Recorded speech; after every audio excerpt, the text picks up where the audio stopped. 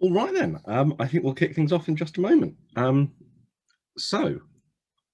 those of you who are new to this, which hopefully is most of you because we've been doing these for the best part of a year now, and I would be shocked if there was anyone who was coming every week. I think that's only me who has to do that, or at least I certainly hope so. This is the latest of our open days where we discuss various topics of interest to students applying to Oxford and Cambridge to study medicine. My name is Matt. I look after our research here at UniAdmissions.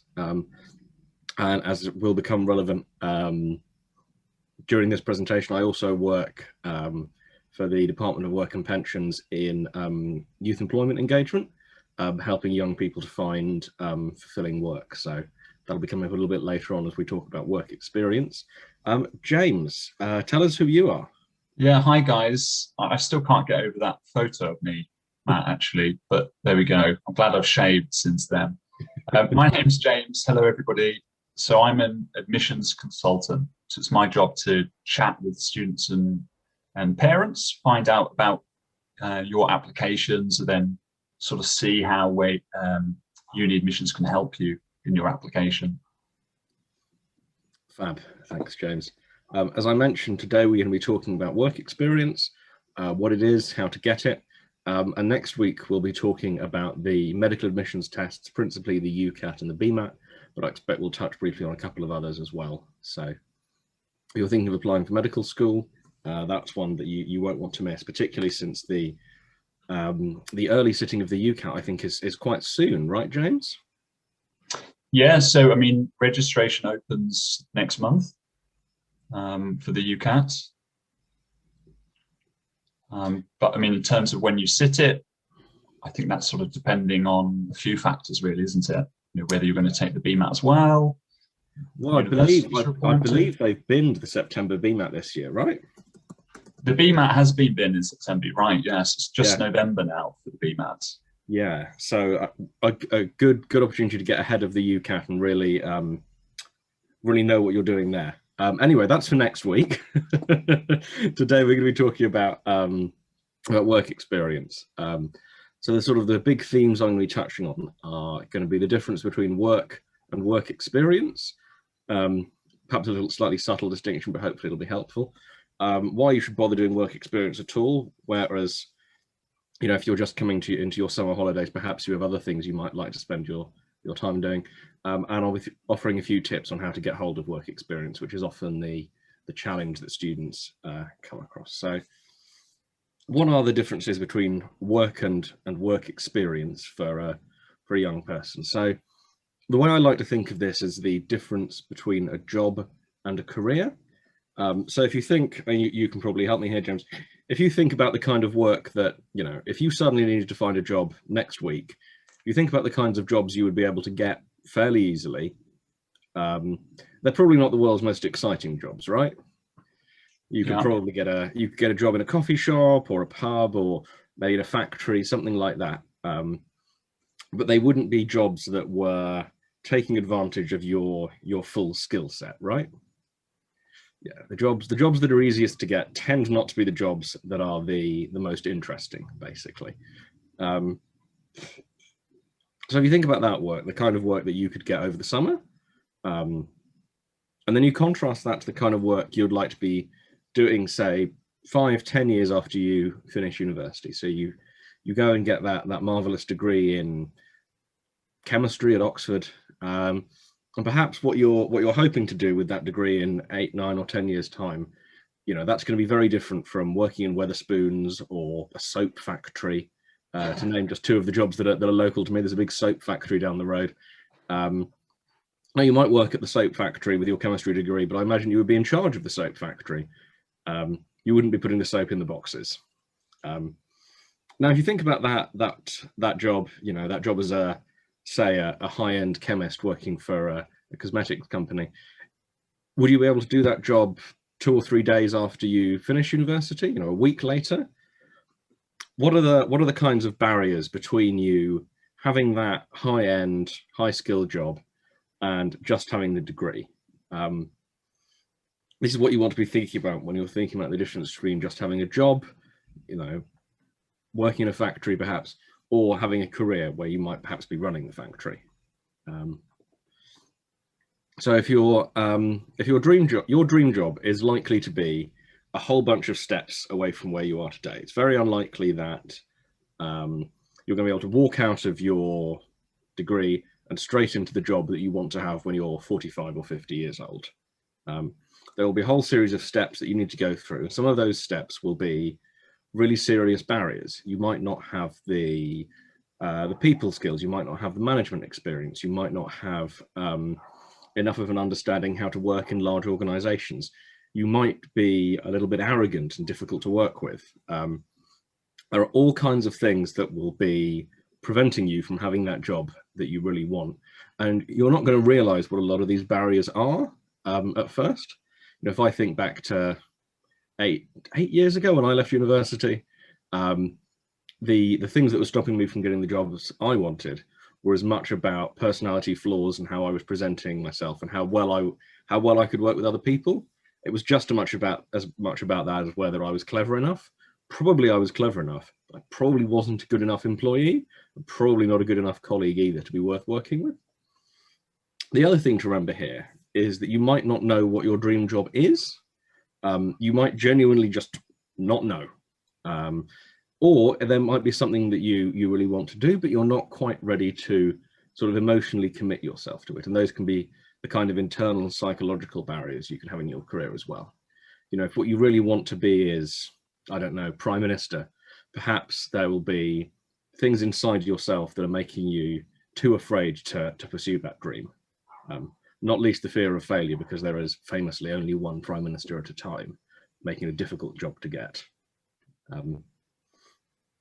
So you want to think here about the kind of meaning you want to find in your career after university.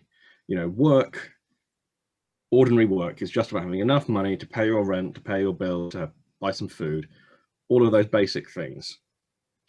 Whereas a career, that is about finding your purpose, the thing that you are supposed to do, and that you derive as much satisfaction from as you do money, because the work that you find satisfying, that makes you smile, you're going to be better at it, you're going to work harder at it, and you're probably going to get paid more money to do it. And you're not going to be able to find, almost certainly, that right career without spending the time to figure out what it is, both thinking about the different kinds of business you could go and work for, but also thinking about your own psychology, your own needs. You know, you might be, for example, desperate to become a high-end lawyer, but you also just might decide that you hate living in London. And those might be two factors that clash in a way that makes it really difficult for you to achieve that without having figured out the alternative paths that might be there. So I'm going to sort of show you a worked example of this. And this is a story we see with an enormous number of the students we work with. I'm sure, James, you've spoken to people whose plan is to go to Oxford and then stay at Oxford forever, right? Absolutely, yeah, definitely. Quite a few students. Yeah, and so if you can imagine this, so I don't know when the A-level results are coming out. I think it's in the next few weeks. Imagine you get all A stars in your exams. You get 5 A stars, and you go to Oxford and you get a starred first. You're an absolute genius, a star at Oxford. And they say, brilliant, we want to keep you. We're going to pay for your whole master's degree. And you stay and you do the master's degree, and you do wonderfully. You're about to start the PhD. Now, James, what sort of job do you think that person is going to decide that they want? Well, I think possibly what we might be getting at is that maybe they don't know at this point. Maybe they haven't had any opportunities to kind of see what different jobs might look like for them. Exactly. The most likely scenario here is, having spent, 22 years in school of one kind or another, they're going to conclude that what they want to do is to work in a university. And this has happened because the opportunities to think about what they could do have been so limited. They've spent their whole life aiming towards these academic jobs, and they find when they get there, it may not be right for them. Not least because, and this is a scandalous feature they don't tell you about when you're applying for university, there just aren't enough jobs in universities. At Columbia, a couple of years ago, they took on 19 doctoral students in English, even though they only had one job available at the end of it for them. So if you're going off to do a PhD, something to take into account is that it may be that there isn't an academic job at the end of it for you because there are simply too many people with PhDs. And this is where it becomes really valuable to think far enough ahead with your career to explore various options, because that person who's got that starred first at Oxford, there are probably loads of companies out there that might want to hire them. They probably have loads of useful skills, but if you've got locked into a single career path, you might discover, you know, particularly with these academic jobs, you may find that at the end of that path, there's just a barrier, and it's a barrier you can't get over because too many people are trying to crush past into that one job. And this is also from a pragmatic standpoint, something important to remember about work, which is you ideally don't want to be competing with too many people for the job, because that means that the wages won't be very good. As it will be easier to find someone to replace you who will be prepared to be paid less, putting downward pressure on the amount you get paid. So I hope that's given you some ideas of sort of what work experience is in a kind of really broad sense. But sort of to make this a little bit more practical, why would you do work experience at all? You know, you've got this glorious summer coming up. You've been locked away for 18 months. Probably you don't want to go and do some kind of work. Probably you want to spend the entire time outside drinking cider in a park. That's certainly what I plan to do with my summer when I'm not at work. Now, if you're applying for medicine, having work experience is really valuable. I'm sure you've spoken to a lot of students about this, James, right? Yeah, definitely. In fact, it's one of the biggest sort of topics of concern for students who I speak to. This sort of feeling that they need to get work experience. They want to make sure that the work experience they've got is going to be enough for their application. So it's a really big talking point, and I think a lot of times there's confusion around this as well, Matt. Yeah, definitely. A lot of the time people will think, so I want to do some work experience in medicine, and they will fixate, you know, like our hypothetical person a few slides ago, they will fixate on the very highest end of this kind of work. They'll say to themselves, I want to be a doctor, so what I need to do is do 6 weeks work experience in a hospital working in open heart surgery. And the answer is this isn't going to be very valuable work experience necessarily. You might spend a lot of time standing back, watching other people do stuff. You're probably, as a work experience kid, not going to be allowed to do any open heart surgery. You're probably not going to be allowed to do anything, actually. You might get to, you know, inject some people with needles, but I think even that requires a fair bit of insurance that you're not going to have if you're just a work experience kid. Getting that kind of work experience in hospitals and with GPs has become really hard as well, because of the pandemic and there being so many safety risks around medicine. So what I would suggest doing, and hopefully this is what James has been saying to students as well, is to really think in a really broad sense about what medicine encompasses.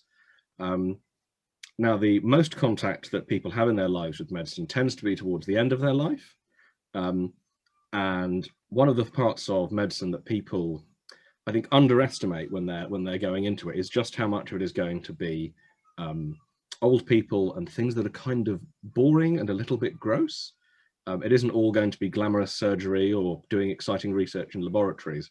A lot of what medicine is old people who are unwell. And so if you want to know if you actually want to be a doctor, going and spending time in a care home, going and doing voluntary work with the vulnerable, things like this are just as valuable as the scientific research. You know, you can go and learn something more about chemistry, but it's going to be just as valuable to really understand your motivation on a deeper level, because it may be that you want to be a doctor because of the prestige and the glamour and the status, and then you discover through working in a care home for a few weeks that actually the parts of the job that you sort of involve getting your hands dirty you really don't enjoy, and that maybe you want to be more of a pure scientist than a doctor. So yeah, it's worth making sure that you're valuing all of the different kinds of work experience you can get that's care relevant, because what they care about, particularly in the MMI interview format, is what you would be like as a doctor face to face with someone, and that's practice that you can really develop in all kinds of different settings. I hope that's what you've been saying to people, James. Yeah, definitely. I think, you know, some people very, very, very clear, in the case of medicine, that they want to be in medicine. Some people aren't so sure, and I think having an opportunity to do some work experience will give you a better sense of whether it's something that you'd like to do. In fact, I was speaking to a student quite recently who had for years and years set their heart on studying medicine, and after doing quite a bit of work experience, realized it wasn't for them, and they've actually now switched to be pursuing law, which is a bit of a change, isn't it? So I think that having an opportunity to do work experience gives you a better sense of whether this is the career path for you. And I'm sure we're going to come on to this, but equally, it's very important for you to demonstrate to the universities that you're engaged and passionate about the subject as well by doing work experience. Yeah, absolutely. Obviously related to being a doctor is becoming, just as James said, a lawyer. I don't think he even knew that was on the next slide. So that was very slick. There are certain areas of law, particularly if you want to go to the bar, where work experience is really important. And again, because these are really competitive jobs, and you have to place yourself really well to get into them.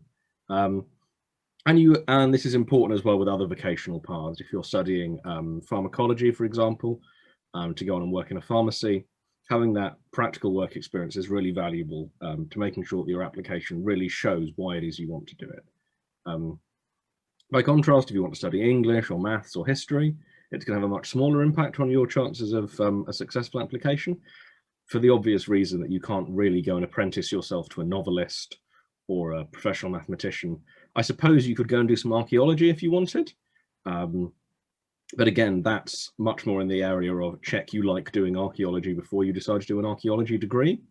For these pure academic subjects, the work experience becomes less valuable on an application basis. But it does really matter when it comes to figuring out what you're going to do afterwards.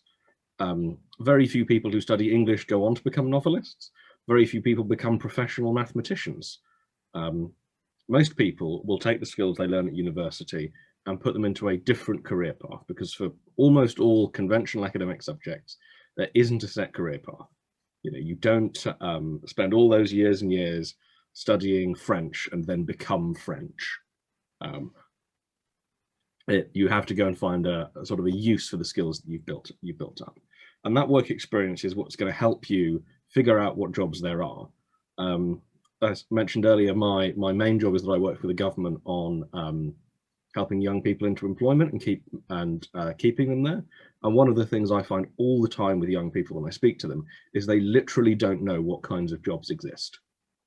You can say, you talk to them, you figure out what skills they have, what their interests are, you make a suggestion to them, and their face lights up and they go, I didn't even know you could be paid to do that. And this comes not just because they haven't got the work experience, but because you spend all that time at school and then at university, and you might know a little bit about what your parents do, what your parents' friends do, but the breadth of things you can do out there in the economy is absolutely vast. And without getting some kind of contact with that through work experience, through different jobs, you're just not going to know what your options are. You shouldn't necessarily leave university certain of what you want to do, but you should definitely be spending a lot of time trying to find out. You're going to be at work for potentially 45, 50 years. You're going to do much better if you figure out early on what it is you want to do. Obviously, there's nothing wrong with spending 8 or 9 years, like I have, not necessarily knowing what you want to do, but you can save yourself an awful lot of time by trying to figure it out earlier on. So we're going to talk briefly now about how to get work experience, which of course I think is for most students the real barrier, right, James? Yeah, definitely. And again, it's a question. And just going back very briefly, you were saying about work experience, deciding what you do want to do. I think is also a way to determine what you don't want to do as well. Funnily enough, recently I had a student whose mum and dad are radiologists. So in her mind, she'd always wanted to be in radiology. And she did a bit of shadowing, and she realized very quickly that actually sitting in a little room reading x-rays was not what she wanted to do at all. It was actually the patient interaction that's something that really appeals to her. So I think that's also part of work experience as well. Determining what you don't want to do, and you don't know that until you potentially do it, I suppose, Matt. Absolutely, that's a really good point. I hope I have a slide on that later, but it's absolutely true. Let's say there are so many jobs out there, and most of them you're not going to like. In this respect, finding the right job for you is a lot like dating. You do ultimately only need one partner. Some people like to go for more than one, but one is traditional. And you will probably have to go on a lot of dates with a lot of different people to find the person who's the right fit for you. And the same goes with jobs. You really want to try out all of the different things that there are so that you can find out which ones you really don't like and don't want to do. And obviously, the sooner you find that out, the better. And there's another reason for this I'll sort of come on to later as well, when we're thinking sort of about market ideas as well. So getting work experience, this is, as we mentioned earlier, is the really tricky part. So the thing to remember is that work experience is made up of both visible and invisible opportunities. There will be big, well-publicized work experience schemes that you can find online.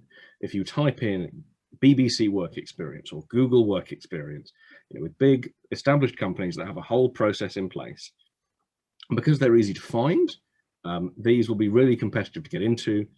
There probably won't be any money associated with them, and you're going to find it much harder to get into work experience at the BBC because hundreds and hundreds of other young people will not particularly imaginatively have will have had that same idea. As we talked about earlier with the idea of going into academia because you've spent all of your time in education, most people will think, oh, I know what the BBC is. It's on television every day. People know what Google is because they use it every day. These big companies that you know and have heard of, they're inevitably going to be more popular because it doesn't take any imagination to think of them. Now, I would encourage everyone to apply for these because they're great opportunities, but they're going to be very difficult to get in. There are going to be a lot of other people who want to do them. And so I wouldn't focus your efforts on these. If you really want to go in for one of them, go ahead, but chances are it's not going to work out for you. What I would suggest instead is to look into things that you've never really thought about. Like James mentioned earlier, it's as much a process of figuring out what you don't like as what you do like. Look at things that you might not have considered previously. Try and find something that feels a little bit out of your comfort zone. Look into sectors that you might not otherwise have thought about. If you're thinking about studying English, see if you can find work experience in asset management or in mining or something else that you would never otherwise have considered. And the reason for this is these tend to be what I call the invisible opportunities. These are the opportunities to do work experience that don't have a website, that don't have a job listing. These are the ones you have to find for yourself. And these will almost always be of better quality for a range of reasons. So the way you do this, get this kind of work experience, find a local business and ask them. Most local businesses will be surprised and delighted that you are interested in them. Open up Google Maps and look at all the businesses that there are near you. Pick out one that looks interesting and see if they'll take you for work experience. Email 5 or 6 of them. Chances are one of them will be happy to have you. Alternatively, go onto LinkedIn, browse around the different people on there, try and find someone whose career looks interesting to you, someone who you would like to grow up to be, and then connect with them and say, I'm really impressed by you, you seem like a cool guy. Can we go out for coffee and can you give me some advice? Often they will say yes, because it's very flattering to be asked by a young person for advice. People love giving advice. And it may be that you can get work experience with them, that they will have suggestions, they will have ideas, that they'll be able to open up to you different possibilities. And use your personal network, friends, family, school colleagues, whatever. If, as James suggested, your mum is a radiologist and your dad is a radiologist, they probably know some other people who are doctors. Maybe they can help you there. Maybe they know some people who aren't doctors. You can sort of swap these opportunities with friends. Maybe your friend's dad is a lawyer and you can swap a hospital work experience for a law work experience. Really go out there and find out what opportunities there are, because a lot of local businesses will be more than happy to have a young person to give advice to and who will go and fetch coffee and do photocopying. Certainly wherever I've worked, it's always been really interesting to have young people in. They offered alternative perspectives. And as I say, everyone loves giving out advice. So really the trick is to be sort of entrepreneurial about finding these opportunities. Go and ask people. And again, flattery will get you a long way when it comes to networking. And I wanted to talk finally about the way that sort of these risks work. So as James said, you want to find out what kind of work you like, but also the kind of work you really, really don't like. Maybe you don't like being stuck in a small room looking at x-rays. Maybe you really, really hate it. Now you've learned that and you're not going to try and do it, because it's really easy to accidentally pursue the wrong thing without realizing it. You know, you wouldn't buy a pair of shoes without trying them on. You wouldn't buy a house without going to visit it. The idea that you might pursue a career path without trying it out to check if you like it or not. Oddly, people tend to make really strange decisions on things like this all the time. So like I say, you might spend 20 minutes thinking about whether you're going to buy a pair of shoes or not. Often people spend less time than that thinking about a house, even though it might cost 1,000 times as much. You know, your career is going to be one of the main things you do alongside sleeping. You should really be spending a real amount of time trying out the opportunities there are to figure out what you do like. As I say, you want to find out what you hate doing, and you want to find out as many hates as you can across a broader horizon of jobs as you can. The other thing to remember, and I wanted to come on to this finally, is the best kind of job you can get is a job that you really enjoy that other people don't. The reason for this is if you like doing something that is otherwise unpopular, perhaps it's unglamorous, perhaps it's smelly, a job like that, perhaps it's really difficult. A job like that is going to be phenomenally well paid and satisfying. Other people won't want to do it. You will say that you will do it, you will enjoy it, you will be able to do that in their place. They will be grateful, you will be well paid, and there will be relatively little competition for that kind of work if it's high skill but also unpleasant. You know, if you think about perhaps being a cleaner, being an ordinary cleaner, a lot of people can do it. Being a cleaner who clears up crime scenes, not a lot of people want to do that, and consequently it's much better paid despite being broadly the same stuff. So I said finally, I was actually lying. I realized as I was putting this presentation together that it was the first time we had done a presentation without the pie chart. What I've done is I've put in an alternative pie chart to think about how you might go about applying for a job. Now, if you're in a job interview after university, one of the things that will get you in there are your qualifications, but they're going to make up a really small part of the decision that that the employer makes. They're going to care about your work ethic much more than they are about your qualifications. If you're lazy, there's no point in hiring you because you're not going to do the work. They're going to care about your personality. If you're arrogant, if you're overbearing, if you're too nervous, if you don't work well with others, all of these things are going to make it really hard to hire you. Basically, if you're not pleasant to work with, people aren't going to want to work with you. And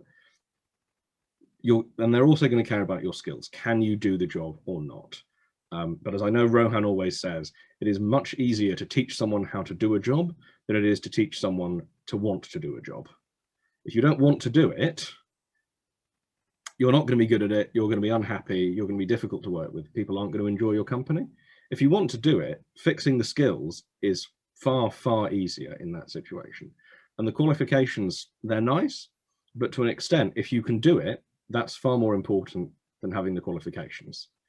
And that's what work experience ultimately is all about. It's figuring out how to find the right fit for your personality, your work ethic, your skills, and the qualifications, they go great with that. But someone isn't going to hire you just based on the certificates you have. They're going to hire you because of what you're going to do for them in the job, not what you've done before in university.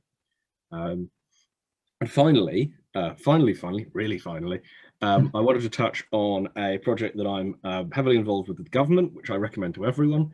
It's a program called the Kickstart scheme. This is a scheme of 6-month contracts for young people in some really interesting industries. If over the summer between school and university, if you're going for a gap year, or if you're otherwise sort of free, this is a great scheme and gets you an interest and allows you to go and work in some really interesting industries that otherwise would be much harder to get into. And you can only get these jobs through your local job centre, and you can only get them if you are under 25 years old. So the level of competition for these jobs is much lower than it would be for stuff on Indeed. So if you're looking for an interesting job to sort of really experience some work, I recommend this very wholeheartedly, not least because I'm in part in charge of running it. So that gives me the chance to hand over to James, who is going to tell you a little bit about the services that UniAdmissions provide to help you get those qualifications, to help you get into those jobs. Absolutely. So one thing actually that I just wanted to say, because it's the advice that I give to students and parents, and I think it's quite obvious, but sometimes work experience, the idea of gaining work experience can be quite overwhelming. My advice is to sort of start at home and expand your horizons outwards. So think about your parents, friends of your parents, friends of your friends, the parents of your friends rather, and then sort of work outwards in your community. What businesses are there, and keep working outwards, and think about the opportunities that you can get.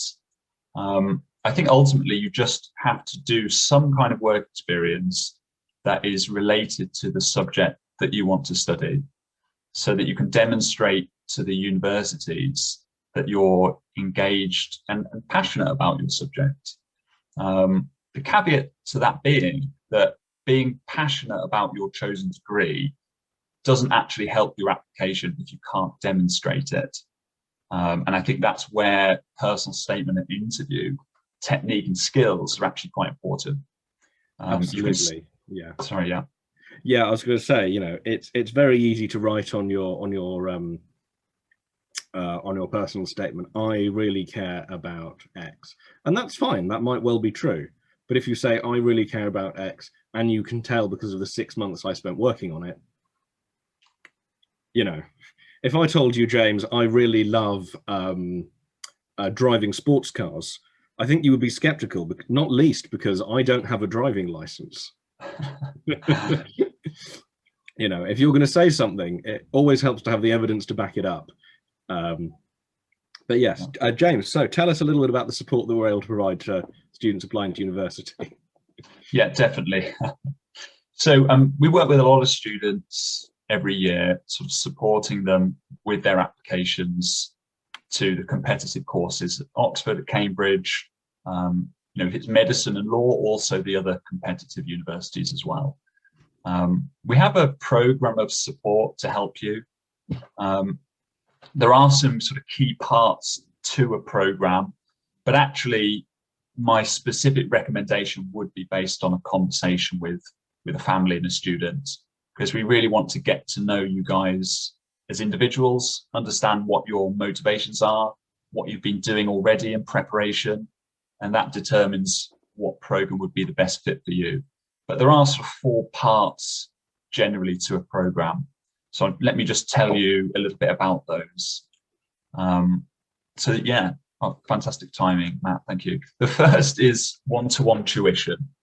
So I think it's clear the benefits of one-to-one tuition. The idea is that you work with a tutor, you can identify your strengths, your weaknesses within the application, whether that be a particular part of your test, the BMAT in the case of maybe Oxford or Cambridge medicine. Maybe it's part of the interview that you aren't performing very well in. That's the point of one-to-one tuition. Identify your baseline, work on improving it throughout the year. So we work with a lot of really, really good tutors. And I think it makes a really big difference to a student's application. So yeah, one-to-one tuition. Yeah, thanks, James. One of the key features of the one-to-one tuition is also that after each session, the parent and student are provided with a detailed report on the progress they've made and the areas for improvement. I don't know how many parents there are on the call, but it's always helpful, I find, that when you're working with young people, particularly teenagers, that it's helpful to make sure these things are written down and communicated to the parents, as teenagers are not always the most keen to tell their parents what they've been up to. I've done various bits of tuition in the past, and I often hear from parents that the only thing they hear about the work I've done is a teenager simply going, "Oh, it was fine." and then go into their room, which isn't the most satisfying experience for the parent. But James, talk to us a little bit about the range of resources we have on offer. Yeah, absolutely. So we have been quite prolific in producing a lot of very popular textbooks, actually. And so as part of a program, we would provide you with the relevant hard copy textbooks. So for example, it could be the BMAP collection. That's a very popular, quite well-known collection of BMAP sort of practice books.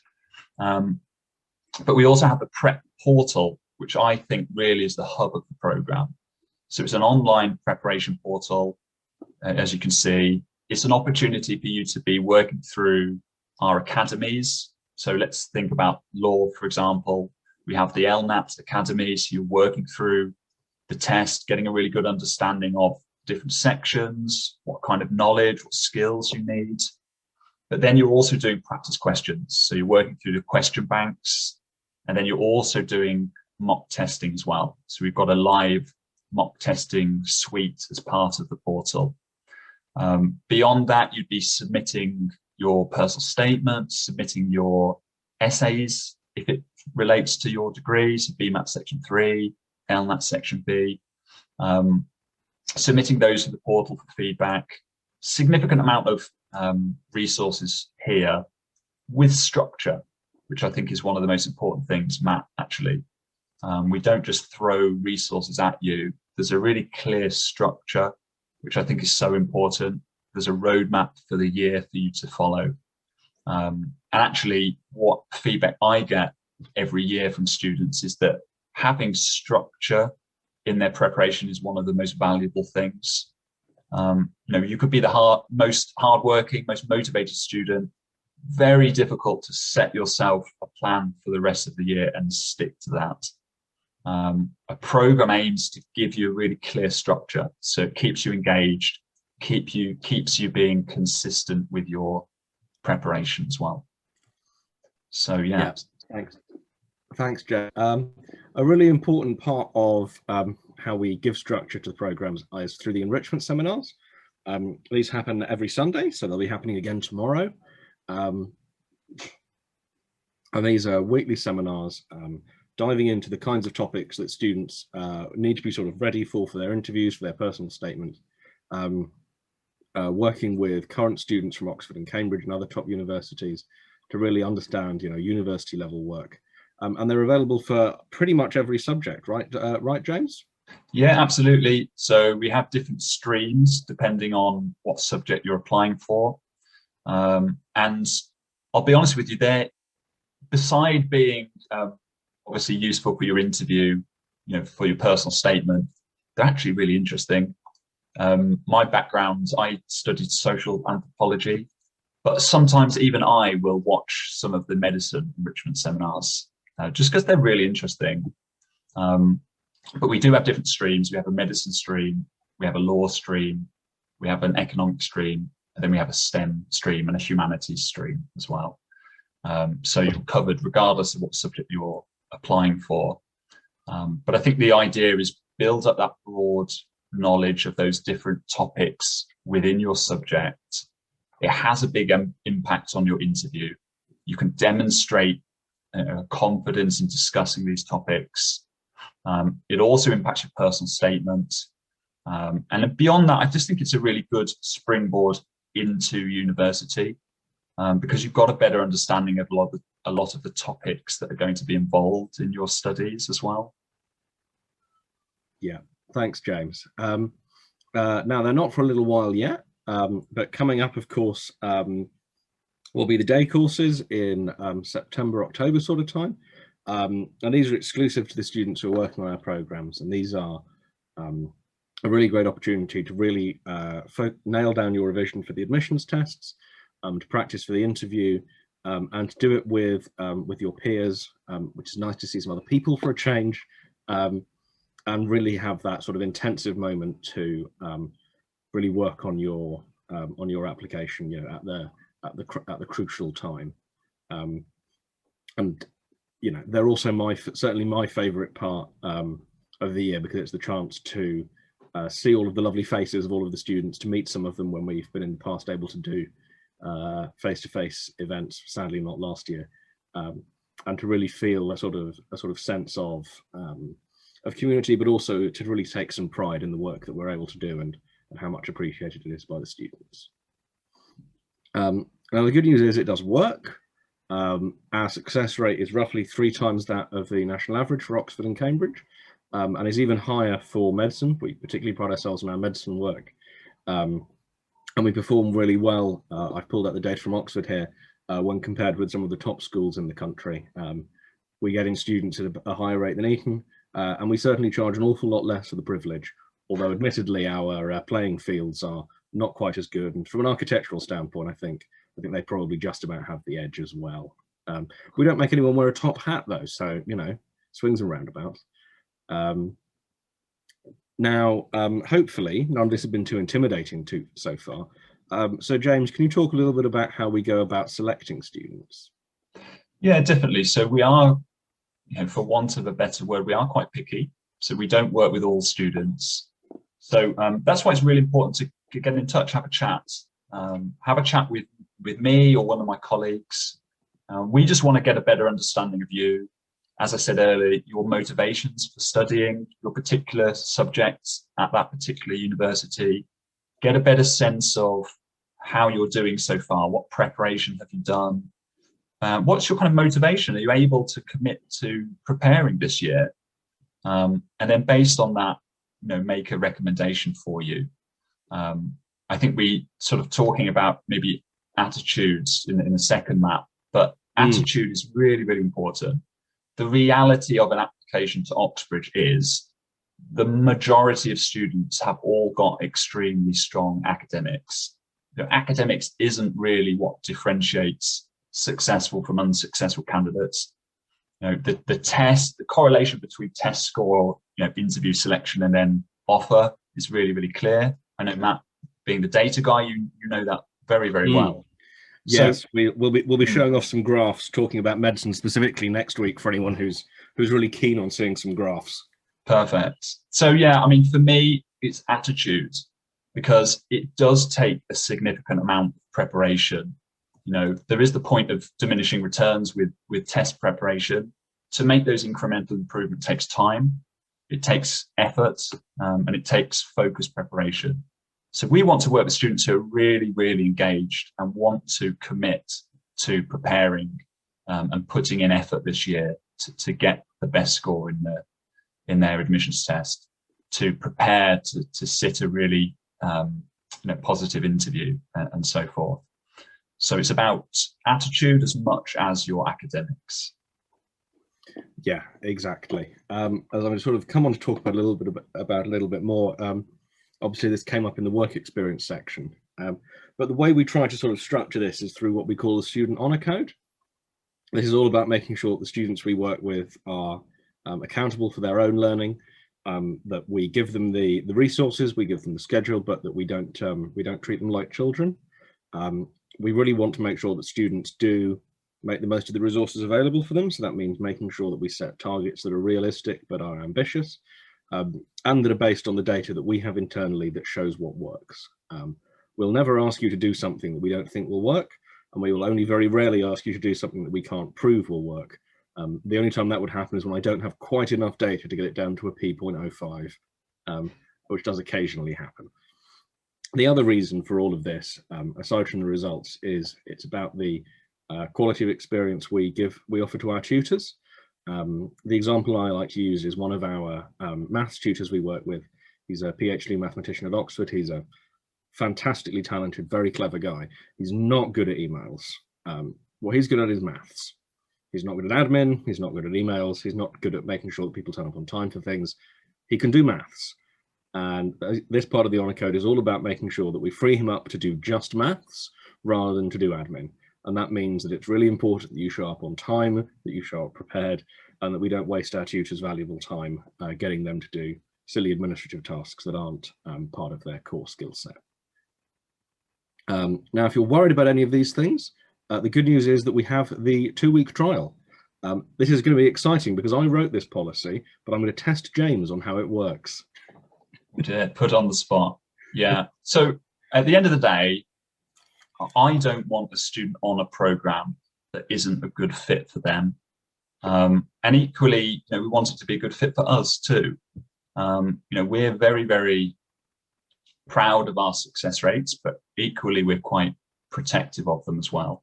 So we want to make sure that this is a good fit for you. So when you join the program, the first 2 weeks are an opportunity for you to get a really good sense of things. So you can access the portal, access all of the resources and materials. You can come along to a couple of seminars related to your subject, and you're able to have 2 sessions with a tutor within those 14 days. It very rarely happens. You can sort of quote me on the data. I think it was 3% last I heard that this isn't a good fit for people. But ultimately, if it isn't, we would want to have a chat with you first to make sure that we can sort of work around any issues. But if it isn't a good fit, you do have the option to withdraw.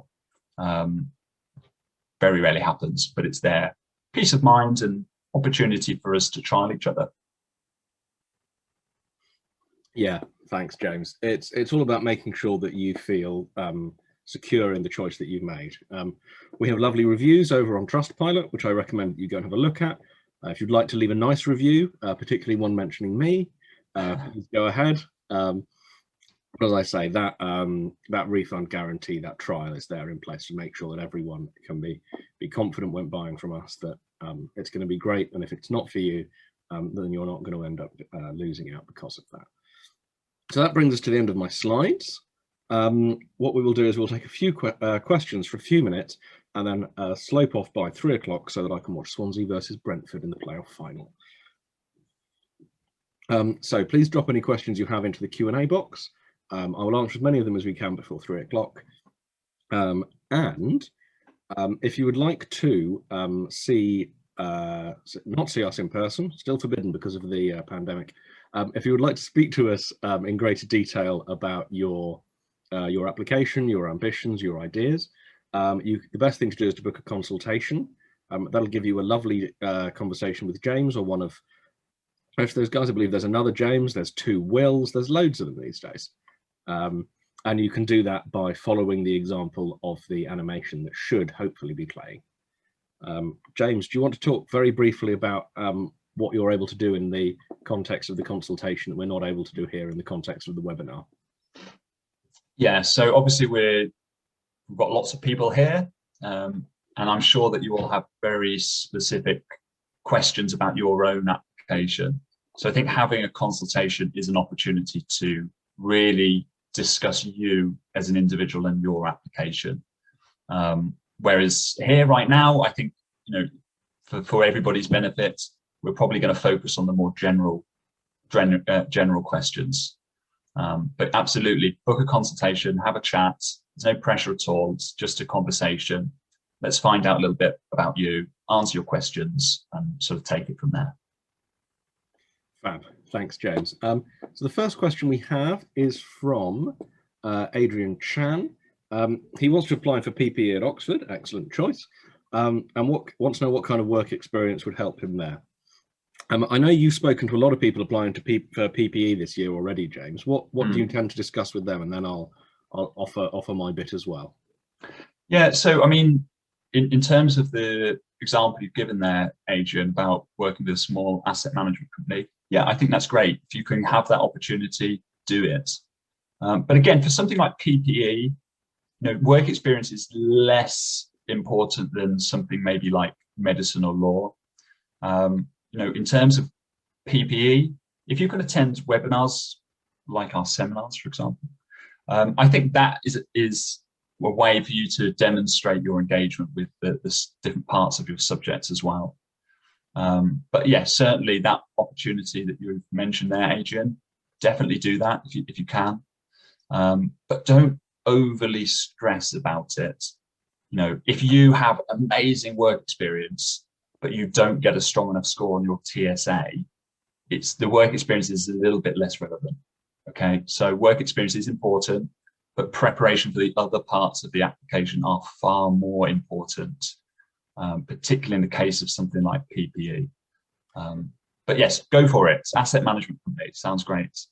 Yeah, it's all about making sure that you're developing skills and interests, and not just preparing for that test, but knowing why it is that you want to be in that industry at the end of the process. If you have something interesting to say about it, that's really what you want to be doing. It's not you're not going to make a ton of money doing work experience. It's about developing skills and developing ideas. If you want to make some money, then I would suggest going and working in Wetherspoons. But unfortunately, you're probably not going to develop a huge amount of skills that are going to count towards your university application there. Although the value of hard work that you will experience there, I think, is also very important. But I would always encourage anyone thinking of going to university to have a few rubbish jobs first, just to remind them of what it is that they're going to university for, which is to avoid those rubbish jobs. If you've got any other questions, please drop them into the Q&A. Hugo Wu has asked about the recording. James, when do the recordings go up? Because I know we're recording this. How long does it normally take them to get up onto the website? Do you know? That is a very good question. I think normally it's the following week, but I'm not 100% sure of the day. Actually, that's a very good question. So it will be uploaded onto our website and YouTube channel, but exactly when, I don't actually know, Matt. It's for the operations team. They take part of all of that sort of lovely stuff. There you go. You've managed to outsmart us with the questions already. Clearly, the slides were very good because we haven't had any further questions. So I think we will disappear. James, thank you so much for joining me. It's been lovely fun. And we'll be back next week with graphs and graphs and graphs. You must be looking forward to that. Or is it someone else who's doing? I think it's Will Patch I've got next week with the graphs. That'll be fun. I like the graphs, but alas, yes, it's Will next week, not myself. Oh, well, I'll look forward to that then. So thank you, James, for joining me. So please, say goodbye, James. Bye, everybody. Hope to speak to you soon. And it's goodbye from me as well. Have a lovely weekend, everyone.